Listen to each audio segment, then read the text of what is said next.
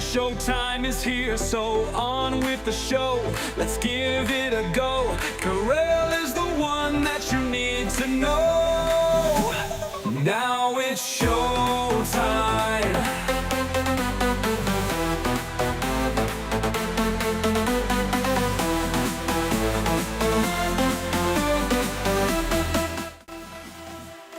Oh, I'm dreaming of a dark Christmas. Doesn't make a good song, does it? But are we going to have one? We'll talk about it today. Uncensored, unfiltered, unhinged. It's the Karel Cast. Listen daily on your favorite streaming service.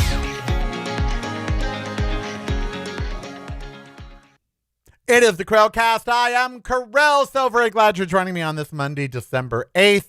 Very glad to be here with you. It feels like I've been away forever. So much has happened since Thursday that I feel like I've been gone forever. We got a lot to talk about today. Although I have to tell you, as December goes on, I want to talk about Trump less and less for two reasons. First of all, it's not getting any better. It's actually getting much, much worse. It's getting so bad that yesterday I thought, you need to stop messing around and actually leave the country. And I'll tell you what policy that he's putting in place that made me actually feel that way. But I did. I felt that way. But then I'm sort of torn. And like you, I'm torn in two directions. I want to enjoy the holidays.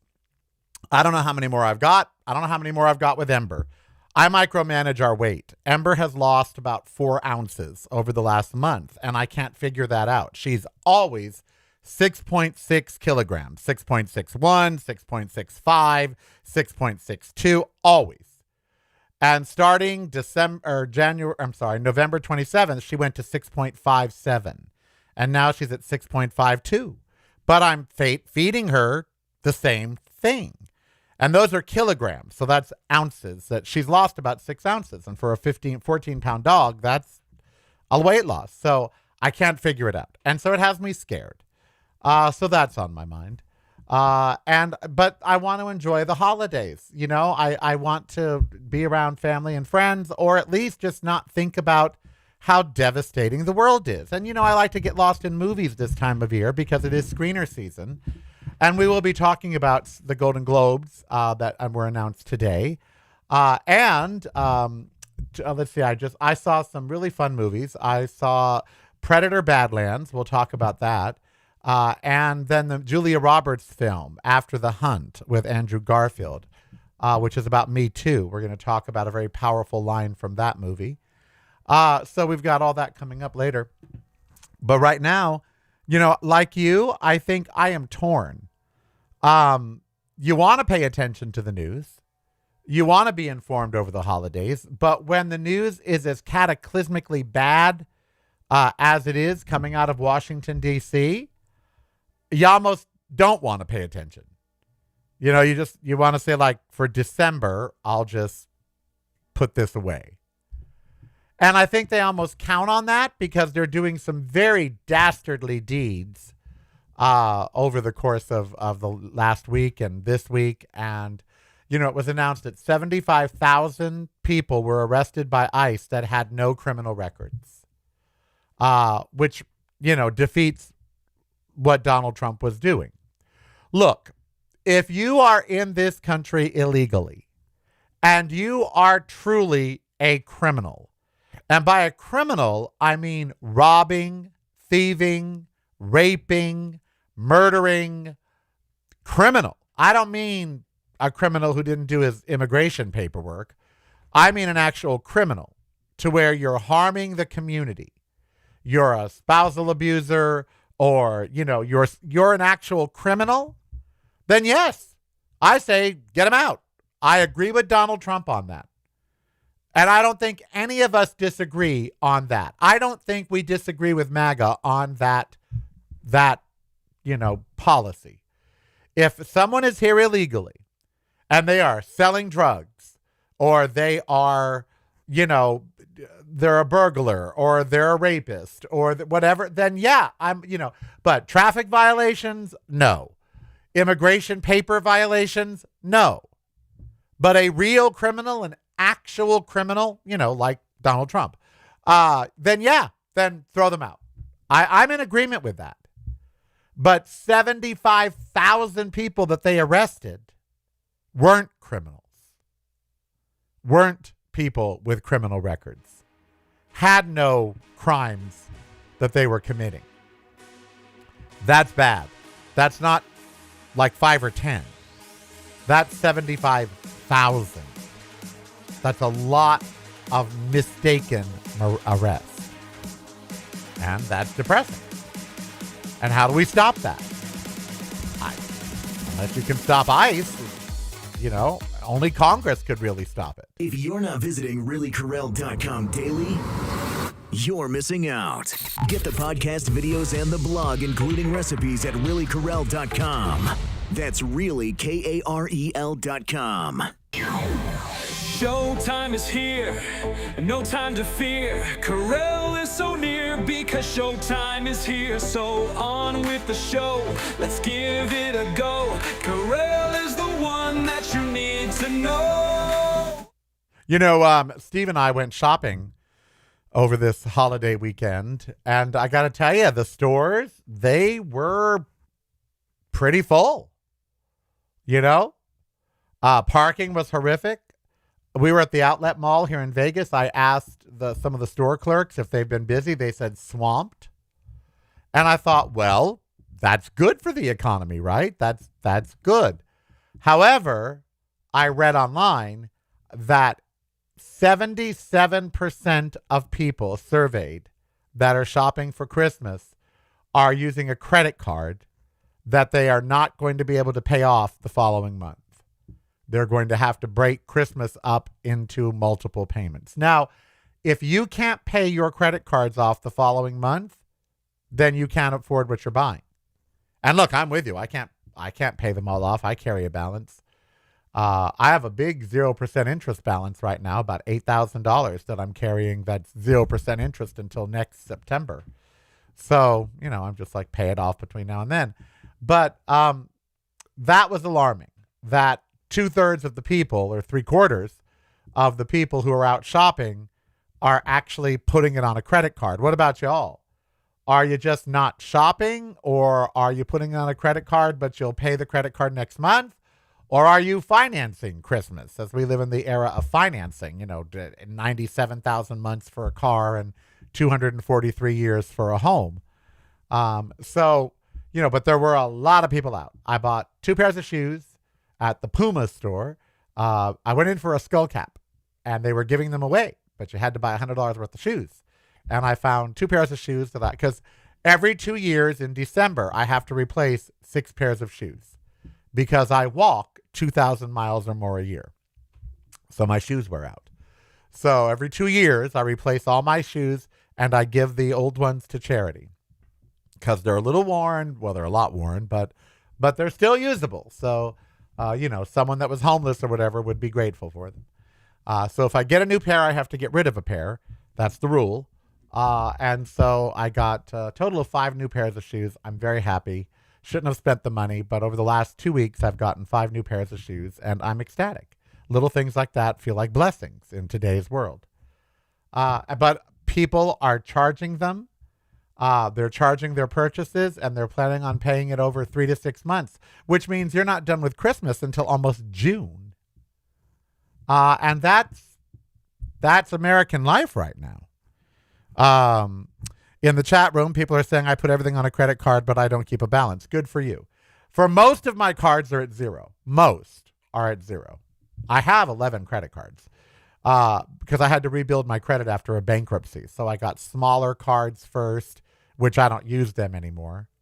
And then, they gave me larger cards later. But I try not to carry a balance. But what about you? Are you financing Christmas? Is it going to be something that happens over the next 6 months? And everyone's asking me what I want for Christmas. And as I told you on my show, the only two things I really want are a new a Vitamix Ascent X5, and then a new food processor from Breville that does the cubing, because both of those things of mine broke. But that's combined, that's like $1,100. So I'm not getting that. But again, it was joyous to be out. It was great to be out with Steve and having, shopping, and I wore a mask, of course. For those of you keeping track, my immunology, I told you the immunologist ordered a complete immune panel. I've never had one, and it made me cry when I got the results. I'll just share this today because these shows are going to be a little looser, not as rigidly politics and not as rigidly topic driven, just sort of conversational over the next month. Between now and January, the show is going to be more of a conversation. But yeah, I had the panel done, and I cried because, Andrew had those panels done all the time because he had HIV/AIDS.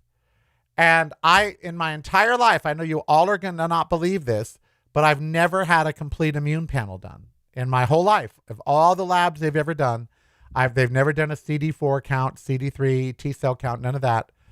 And I knew that I knew his religiously.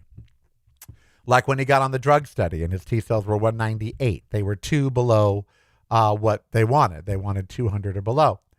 And we used to rejoice when his got above 200. And I thought that was good.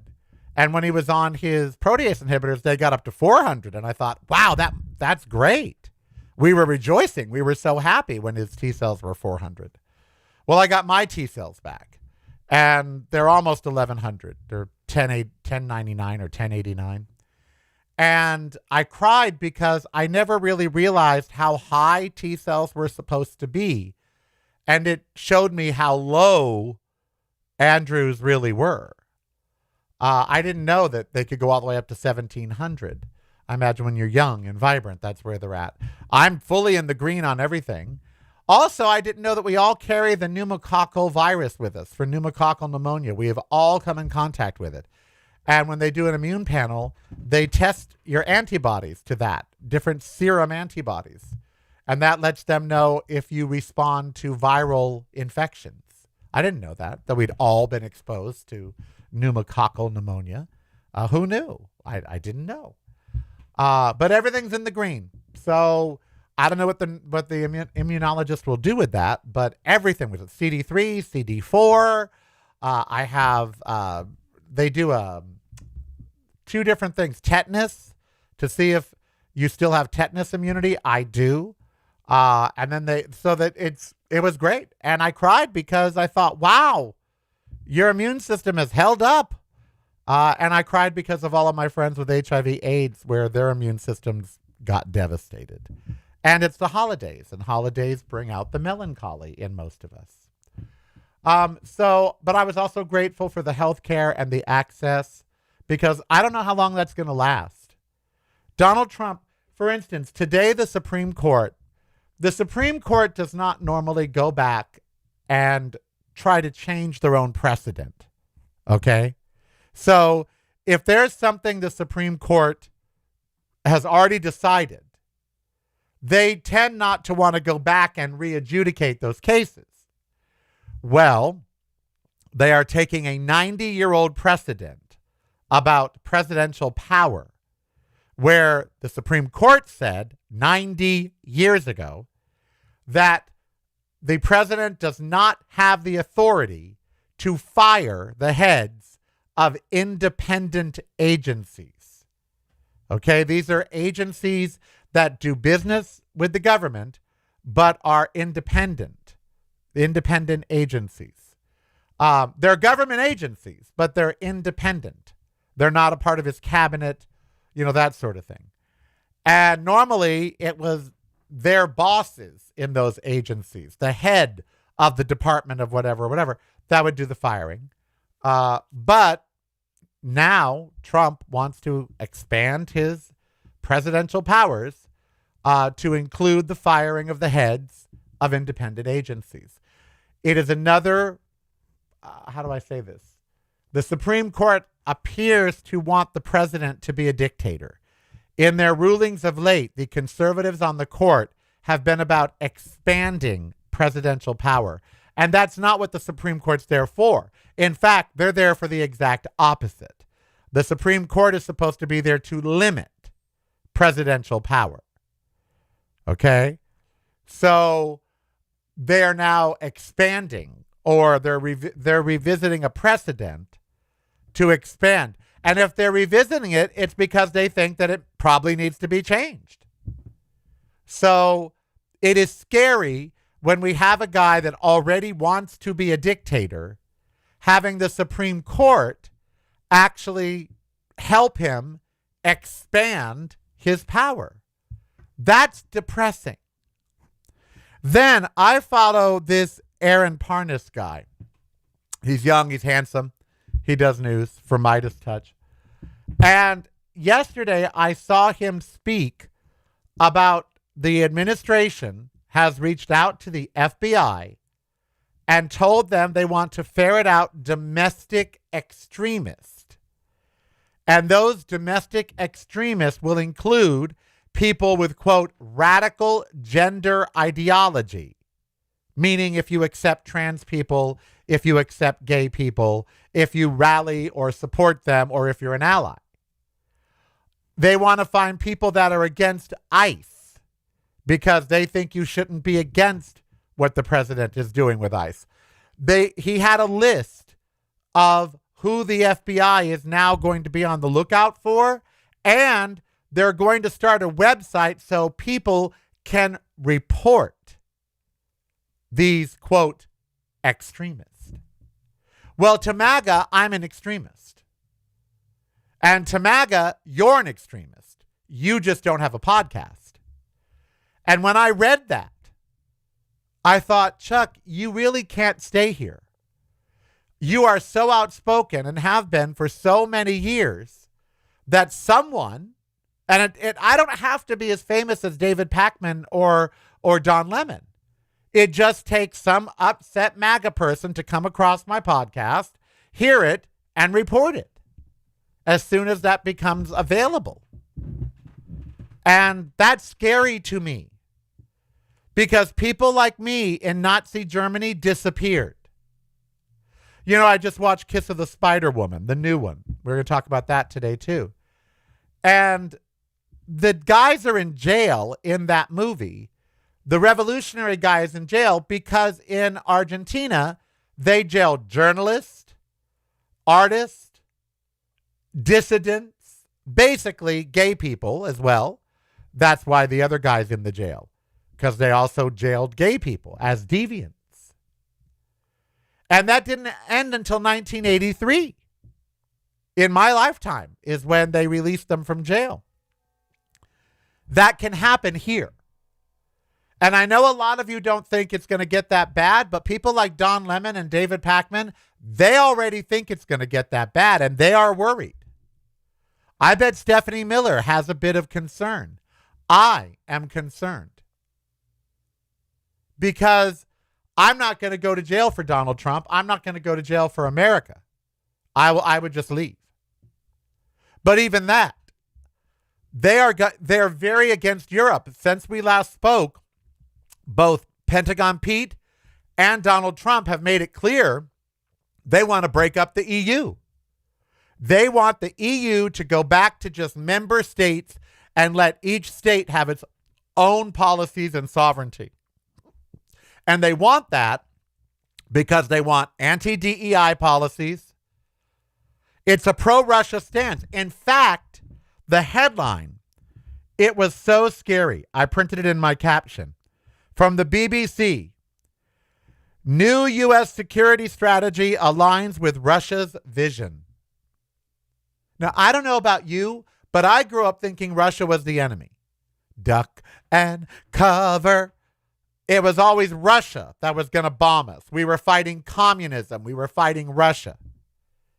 So to see the headline, new U.S. security strategy aligns with Russia's vision, that's terrifying, especially over the holidays.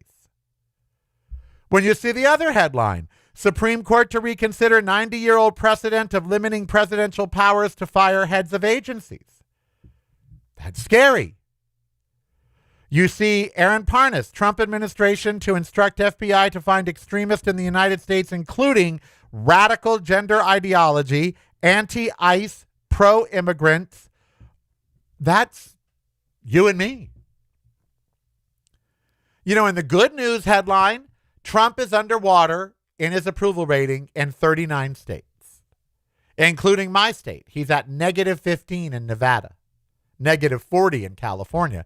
He's way down in the negatives in 30, and not just blue states. In Florida, his approval rating is in the negative. Marjorie Taylor Greene was on 60 Minutes making sense, which is frightening. Talk about scary. She was saying that Trump is not putting America first. I mean, this woman was making sense. And so these are scary headlines. They are Germany, not CS headlines. A website to report your neighbor. You know, expansion of presidential powers. So what do we do over the holidays? Do we just ignore it? I'd like to hear from you. Do we just ignore it? Do we just say, I'm not going to deal with this till January? Patreon is the way to show you care. Subscribe today if you dare. Keep the show on there. Patreon is the way. Now it's showtime.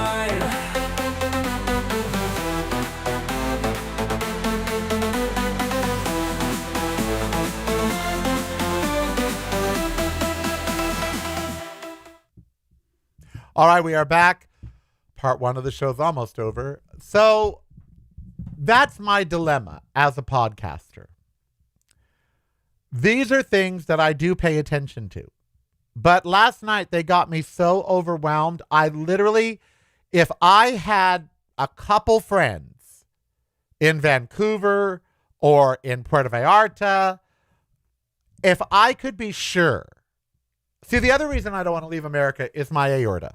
Okay, my aorta is growing, and it's 4.4, 4.375, 4.4, whatever. Now, they don't operate till 5.5. At 5.0, you see the surgeon, and then somewhere between 5.0 and 5.5, they operate. And they grow slowly. So even if mine's 4.5 this year, even if it grew from 4.4 this last year to 4.5, I am still 5 to 7 to 10 years away, unless it really balloons out, from having to have either open heart surgery or them going in through my groin and putting in a T-vol, it's called. And they certainly can do that in other countries. What I'm concerned about is if Trump continues to antagonize Europe, if Trump continues to antagonize Latin American nations like Venezuela, Argentina, if he pisses off Mexico, if I go relocate somewhere, they may kick me out. Because other countries are only going to tolerate Trump and Americans so much and his immigration policies before they say that no Americans are welcome here. Portugal and Spain already think there's enough Americans there. Countries are going, France, other countries, they're going to start saying, no Americans, stay in your country because of Donald Trump. So I am very worried if we don't get out in the next 6 months, if any of you, and see, they don't talk about emigration. They talk about immigration. But this administration doesn't talk about more Americans have left under Donald Trump than under any other administration. More Americans have left America since Trump has been president than under any other president. We are bleeding people. And the question becomes, are we going to be able to stay in whatever country we go to? Or are they going to be so mad at Trump they say, get out? You know, if a country goes to war and you're living abroad, that you have to go back to your country. You can't stay where you're at. So that's frightening to me. Because quite frankly, I'm comfortable. I love my Vegas condo, and outside of the summer, I know I don't have a social life and all of that, and I need improvement, but I'm good. This holiday season, I've been taking stock, and I'm good. I hope Ember isn't sick with any kind of cancer or anything and losing the weight. And even that, if she passes, it'll kill me, but I will go on. I'm good. And health-wise, things have been coming back great. My complete labs at my annual physical, all of my labs were great. And now this immune panel is great. And the pulmonologist says my lungs are great. I just might need a CPAP machine or oxygen at night. But that's not major considering I'm 63 years old. So I'm good. I'm good. And I'd like to be good in America, Portland, Palm Springs, whatever, Las Vegas. But I got really afraid over this weekend. I really did, because as much as I'd like to deny that it's getting really bad, the midterms are 11 months away. So he has, unless Republicans find a heart, he has 11 months of unfettered, where the Supreme Court is actually going to expand his powers. And he wants to go after anyone that opposes him. Look at him hosting the Kennedy Center Honors. Never been done. Never. The president doesn't host that. A host does. But he did. He is so egomaniacal. And subsequently wants to take it out on his enemies. He was raging about people making fun of him sleeping, and I posted a show with the image of him sleeping that said Dozy Don. I'm a target, and I don't want to be a target. I don't. Because no one's helping us, you and I. The Democrats are not helping us. Well, they're doing all they can, Karel. It's not enough. If this is all the Democrats can do, it's not enough. We now need them to convince their Republican counterparts that actually aren't MAGA to start being Marjorie Taylor Greene. We need others to follow her example. But I don't see them flocking away from the party. How they could stay with this man and this party, I don't know, because they're not Republicans. These are not Republican values that he's pushing. They're right-wing, extreme, pseudo-Christian evangelical. They're not the regular GOP. His tariffs are illegal, but will the Supreme Court say it? Will Congress rein him in? No. So we have no help. And that's why I feel the need again to maybe get out. And I don't have the money. I'd clear $170,000 from this condo given the market. That is not enough to move to another country. It's not. And what if I move to that other country and invest in property and then they kick me out, or the dollar tanks, or, there's a million what ifs. So I'm worried. And on this holiday week, and I don't want to be worried. I want to be baking and cooking, and I want to be, having joy and talking about the year's best albums and the year's best movies and all of that. I don't want to be as worried as I am. But the stories that have come out even in this last week are terrifying. To those in the know, to those political pundits that are in the know, the last week has been terrifying. And every week is terrifying. So what do we do? What do you and I do? Just go about our holidays and hope for the best? I mean, that's kind of all we can do, right? I can't stop it. You can't stop it. What else can we do? Just stay out of his way. Keep your head low. Don't be a target. I'll talk to you in the chat room and down below in the comments. I'd like to hear from you at reallykarel.com or youtube.com/reallykarel. And don't forget patreon.com/reallykarel. It's broadcasting from a completely different point of view. Yours. Listen daily to the Karel Cast on your favorite streaming service.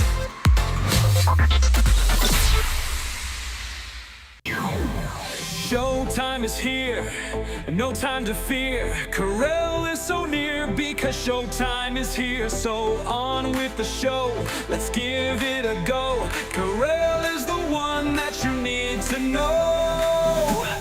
Now it's showtime.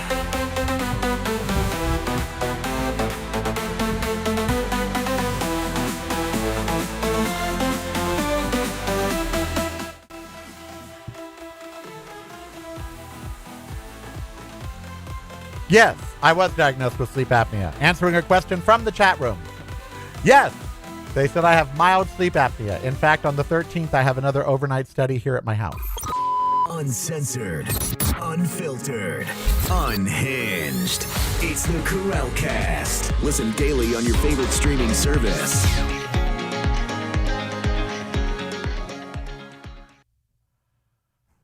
All right, I'm reading the chat room. It's not Nazi-esque, it's full fascism. Greetings, friends and neighbors. Could be that all that's left for us at this time, and they want us to take that away. True. I think I'll move to a cabin in the Yukon. I don't blame you. Karel, were you diagnosed with sleep apnea? I was. Mild sleep apnea. Not major, but mild. Thank God that at least we are getting a big, beautiful new ballroom. Well, I don't know. He fired the architect that was doing it, and then someone asked a question about it, and he called them stupid. So that lot could sit empty. Who knows? I don't know. I've been on CPAP for 30 years. It's been a lifesaver, says Ray Renati. Well, they won't give me CPAP because I don't dip below 88% oxygen at night. That's the only way Medicare will pay for it. So, which is ridiculous. So, you know, I said this morning, I don't want to do shows for the rest of the month. And that's odd for me, okay? I'm just going to be honest. As I told you, the shows are going to be more conversational over the next month. And less, hard-hitting topic and blah, blah, blah. I said I don't want to do a show for the next month, but I need the money, first of all, from the patrons. And second of all, I know that you guys like to hang out with me for an hour a day. And the reason I said that was because I truly am scared. And I've been gay in America my whole life. And I've been in scary situations, but I've never been afraid. I was not afraid of Ronald Reagan. I was not. I was not afraid of AIDS. It made me just want to fight. I know that I got death threats at KFI, Andrew and I did, and still on KGL, but even those didn't scare me because they were the fringe. They were the very outer edges of the fringe. Yes, there were conservatives that didn't like the gay guys on the radio or whatever but the actual ones that wanted to do me harm were the outer ones on the fringe. Now we have a president that wants to do me harm. And he does. Donald Trump, if he heard me, would not like me and would want me silenced. And has the authority now to make you disappear. That was never the case in America, okay? If you opposed Ronald Reagan, you didn't disappear. If you opposed George W. Bush or George Herbert Walker Bush, you didn't disappear. And the Democrats weren't so powerless that I always felt there were people that were on my side helping me fight. I didn't feel alone in the fight, and I didn't feel like it was futile. I felt that if we got same-sex marriage, if we got AIDS recognized and got the health community on board and all of that, I felt the battles were winnable. And I felt the goal was worth it. Now, I no longer think the battle is winnable. And that's something Democrats aren't saying out loud. There's no, we're going to take the midterms and then we'll take the presidency back. They're thinking that in 11 months there'll be a country left or that we won't be in a world war. And The world war will look different. We will side with Russia against Europe. The United States could actually go to war with Europe, given how Trump is. I mean, the BBC headline, new U.S. security strategy aligns with Russia's vision. So I don't feel anymore that there's enough people on my side that are powerful enough to help protect me should something go wrong. I just don't feel it. Nor do I feel that America, with the amount of people in it that are MAGA, and the amount of people who are letting Donald Trump just go his merry way, I just don't see the country as being worth it. Its values. I mean, what are American values right now? As we look at this holiday season and talk about morals and values and all that, what are the American values nowadays? What are they? If you're not visiting reallykarel.com daily, you're missing out. Get the podcast videos and the blog, including recipes, at reallykarel.com. That's really KAREL.com. Showtime is here, no time to fear. Karel is so near because showtime is here. So on with the show, let's give it a go. Karel is the one that you need to know. You know, that is a really great question. What are the American values? We're going to talk about that.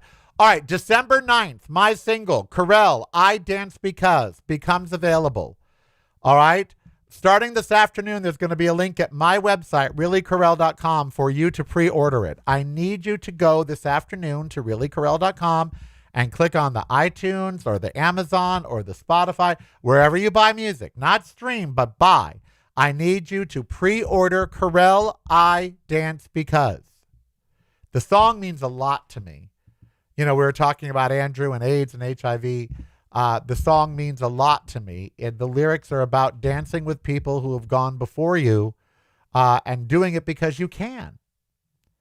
And I think of that song and how I wrote it for the people that aren't here because I can still dance.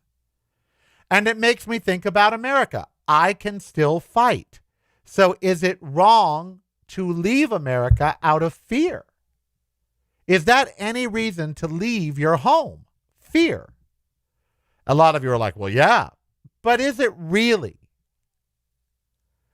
You know, leaving your country, it's huge. It's a big deal. It takes a lot. It is not easy. And do you do it because of fear? Or do you just wait it out? And if I do just wait it out, how do I wait it out? Do I not do a political show for the next 3 years? Do I just talk about everything but politics?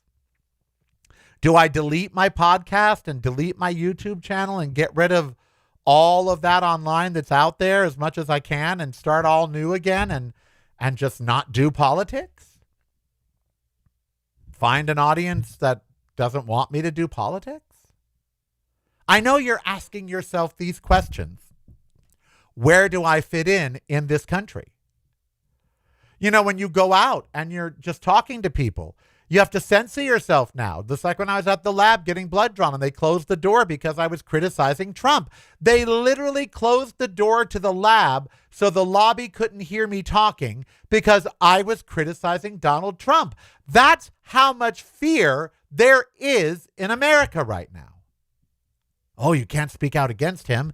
There's people that support him. They'll get upset. We never cared before. You know, under George W. Bush, no one cared if people that supported him got upset if you said the war was illegal or that he was a war criminal. I mean, no one cared. Now, you say that about Donald Trump and you got to shh, shh, shh. Think about that. Think about that. You know, James Schnabel says, never live in fear. Wait it out. I have very real fear that I will be targeted. And I don't want to die for Donald Trump.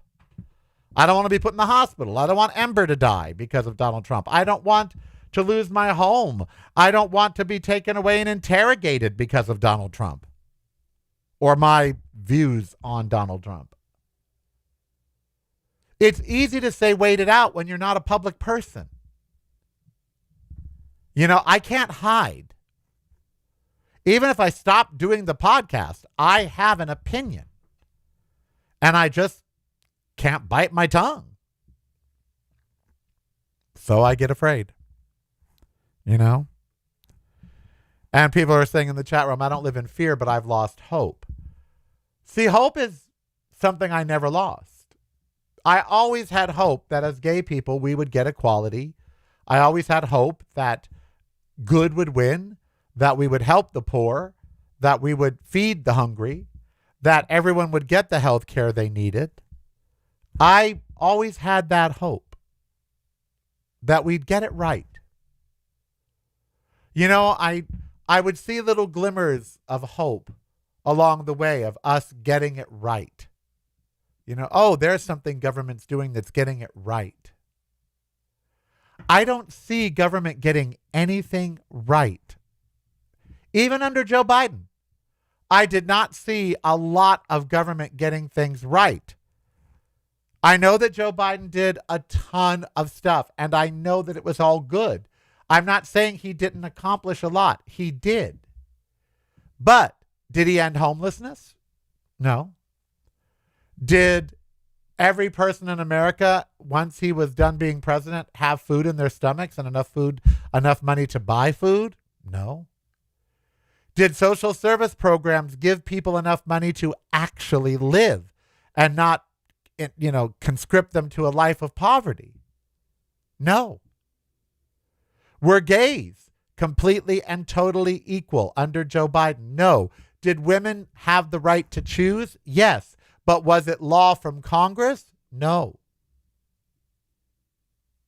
So I haven't seen government get it right in a while.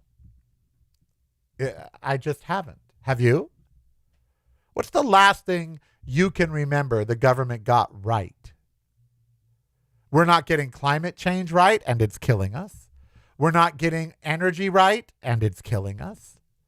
We're not getting help for the poor, the needy, the sick. Health insurance premiums, Congress has done nothing. The vote has not happened. Premiums are going to triple. We're not getting that right. What exactly are we getting right as a people? We're certainly not getting harmony, unity, forward movement socially. We're not getting that right. Violence hasn't decreased. There's mass shootings every day, road rage shootings, gun violence everywhere. So we haven't gotten that right. What are we getting right? I'd love to hear from you down below in the comments. And I know we could be sarcastic. Well, we're getting incarceration right. We're getting, what positive things for the American people are we getting right? Groceries are now unaffordable. Interest rates are still too high. What are we getting right? I'm very interested to hear your opinion. What are we getting right? Yes, I am very lucky someone hasn't attacked me in Nevada. I see Trump supporters here every day. Although at the park today, there was a sticker on a light pole that said, "Stop Donald Trump, save democracy." It's the first such thing I've seen at the park ever. I was like, oh, well, how about that? What is America getting right when it comes to government? I'd love to hear what you think. Maybe in your local area, government is getting something right. And maybe you could share that with us. Maybe on a state level, there's some things going right. On a federal level, there's not. But maybe on a state level there is. And as for Trump, I don't think he has the ability to do the right thing unless it's advantageous for him. It's all a grift. These child accounts that they're setting up, these bank accounts for kids, that's a grift. The money will either not be there when they age or they're going to do something with that money. It's a grift. They don't do anything altruistic. It's all a grift. So what is going right? We are getting a lot right for the rich. Ray Renati said that in the chat room. I just watched General Russell Honore talk about the illegality of what Trump is doing with our military. Yeah. Yeah. Blowing up innocent people in boats. We don't know that everyone on those boats are drug dealers. There's been no trial, no accusations, no verdicts, no nothing. Just raining down fire from the sky and wiping out 10, 20 people at a time. For drugs that the last time, that one boat that we haven't seen the second video on, where they clung to the boat for 45 minutes before we blew them up, waving for U.S. helicopters to come help them. And they're justifying the second strike, saying, well, the boat was still floating upside down because there were drugs attached to the hull. They don't know that. They're making shit up. Our government is attacking and killing innocent people. We are not at war with them. We are not at war with Venezuela. There is no war on drugs. That is a euphemism. It is a metaphor. It is not a real war. What we're doing is completely illegal. We are having military people commit murder, actual murder. And Pentagon Pete is the head of the conspiracy to commit murder, as is Donald Trump. And that's just a fact. I'm not trying to be anti-Trump. The president is issuing illegal orders to wipe out boats of people that have not had a trial. There's no judge. There's no jury. There's nothing. Just a death penalty. And we're having the military carry that out. So we've turned them into murderers. That's pretty damn depressing. You know, that's pretty depressing.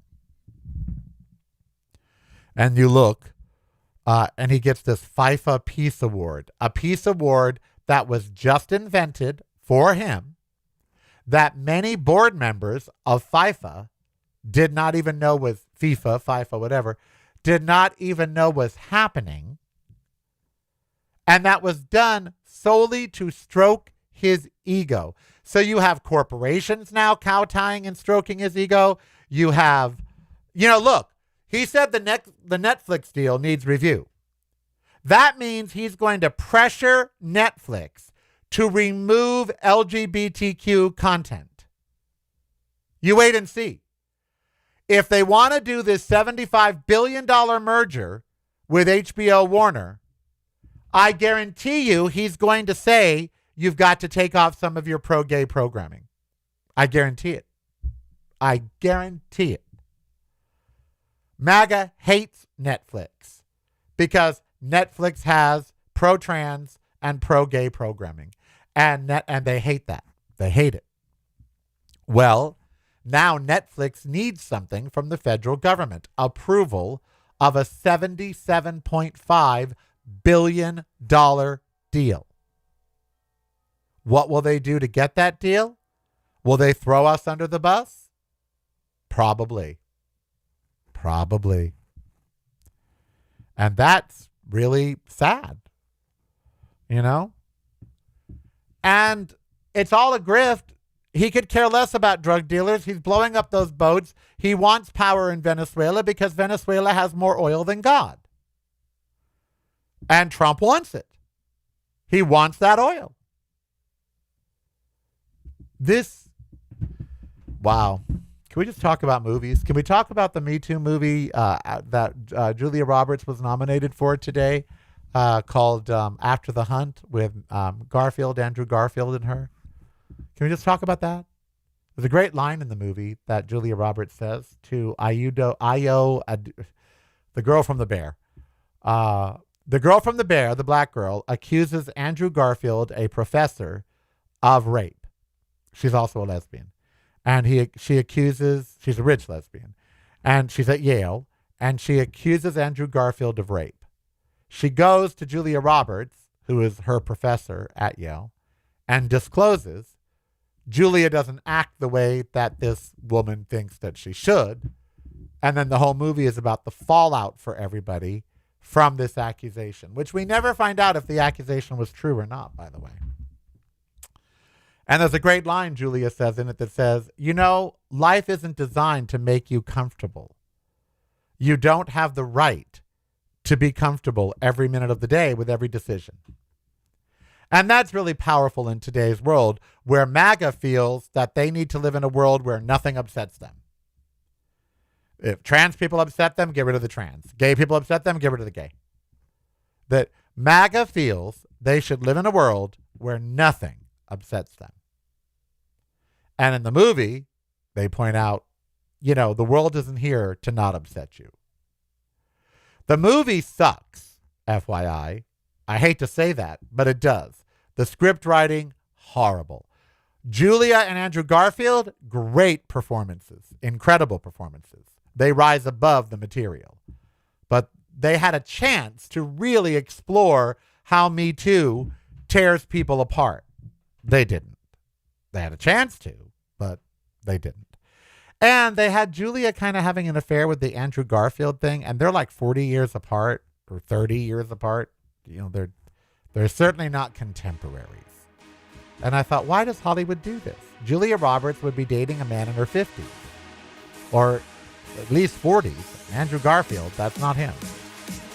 So unless she just was a cougar, I guess, you know, unless she was a cougar. So yeah, that's a movie, After the Hunt. If you watch it, just know Julia's great, Andrew's great, the movie sucks. But I did see a good movie. I did. I'll tell you about that.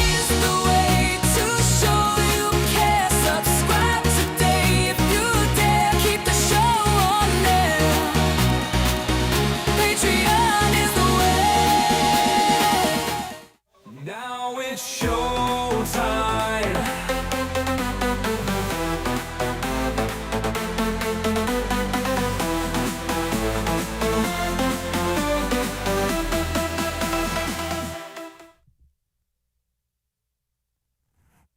Oh, Curry Favor in the chat room. You saw it too? Yeah, it sucked. It was just, they had great actors and great performers giving great performances in a bad movie. I got through it. It was on as I was doing work, but it tried to be so ethereal and so intellectual that it just wasn't that good. I did see a really good movie, Predator: Badlands. Oh my God. I love the Predator movies. I do, even the cheesy ones. And this one is the best of all of them. It's called Predator: Badlands. It's so good. We learned so much about the predator creatures, the Utahs, Yuatas. They're not just horrible, evil creatures. They have family units, they have emotions, and they can do things like have loyalty. And we learned so much about them. And it's just good. It's got a better, Predator: Badlands has a better script than the movie with Julia Roberts. Really good movie. I can't tell you enough how you should watch it. It's a great movie. And there's feel-good moments, there's scary moments, a lot of sci-fi moments, there's charming moments. It's just a good movie. Predator: Badlands. The other good movie that I saw was, I don't know why it didn't resonate, but Kiss of the Spider Woman. It's a remake, but it's good. The acting was incredible, and J-Lo is fabulous, giving us her best Sid Charisse and doing a great job. J-Lo's wonderful in it. She looks great. She sounds great. She dances beautifully. The two men that play the main characters in jail, they're both great actors. The story is there about dissidents, about rebellion, about being jailed for no reason, about the cruelty that these people underwent in these jails. And it's a cautionary tale for what's happening right now in America. And yes, it's gay and campy. It's wonderful. I don't know why the J-Lo hate made that movie like it's not a bad movie. The remake of Kiss of the Spider Woman is really I think it's one of the best films made this year. Everyone's all dogging it. It's like, no, it's a really good movie. So, and yes, there's gay sex in it, but who cares? Kiss of the Spider Woman. I totally good. And J-Lo looks incredible in it. Just a diva star making, just incredible role. And she does great in it. I don't know why everyone was dogging on her in this movie. She sounds great. She looks great. The plot is great. It's from a play, and then it was a movie with William Hurt, I think. And now it's been remade. Really, really good film. Predator Badlands. Oh yeah, in the chat room they're agreeing. The twists in the movie were very good. They were very good. Yes, Jay Kelly, wonderful, wonderful, great cast, great acting. I don't like Adam Sandler. I do not like Adam Sandler. He's great in this movie. And of course, George Clooney, wonderful. See, this is what I'd rather talk about over the holidays. Ways to spend your time not watching the news. And movies are great escapism. Look, if After the Hunt had been better, it would have been a great exploration of the Me Too movement, which is a topic that we've all talked about. Kiss of the Spider Woman is a great cautionary tale, and you see the gay guy at dinner with his family when he finally gets out of jail, and the father, who is a Trumper, basically, who supports the Argentinian government getting rid of the undesirables, the journalists, the people who would dare write against the establishment, the gays, the artists who would speak out against the establishment. They were put in jail. And we're not far off from that happening here. So that's a great movie to watch right now. I started Zootopia 2. I couldn't get into it. So I switched to, what did I switch to? I was watching Zootopia 2 and I said, no, I don't really want to watch this. And I switched to another Disney movie. I forget. I was doing Disney screeners last night. Was it Elio that I switched? Oh, I forget. The next one I need to watch is Hedda. It's already up for some Golden Globes, and I have it.